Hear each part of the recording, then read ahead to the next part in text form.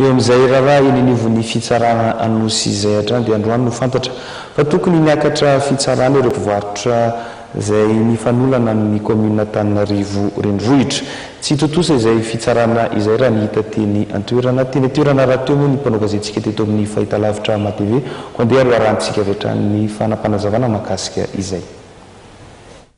Androany tokony miakatra fitsarana teny Anosy raha mampifanolana ny commune Antananarivo renivohitra sy ny mpivarotra amoron-dalana vitsivitsy. Mpivarotra amoron-dalana telo ny tokony miakatra fitsarana androany.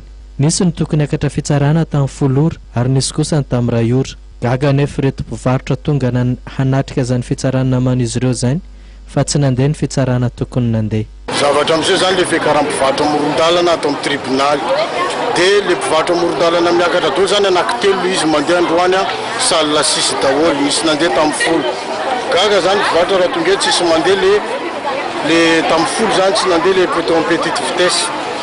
Dia le amin'ny confection koa tsy hoe tamin'ny maraina zao daholo le audience an'le petite vitesse sy confection tsisy mandeha daholo izy roa toto. Fa amin'iray zany an'le mpivarotra kely izay tamin'ny lakamisy placé MD any Tamora dia afaka le mineur. Zay zavatra zay nefa ny tiana takina satria le commune lasa manao tsindriazo lena dia ampin'le fanjakana ho an'reto mpivarotra reto. Zay tsindriazo lena zay nefa zao ny adivana hoe takina ny amoana an'le ankizy. Mitaky ny amana ireo namany voatazona ny amponja moa ireto mpivarotra reto ary mangataka ihany koa ny fandraisana andraikitry ny commune Antananarivo mba hijery ny mikasika azy ireo.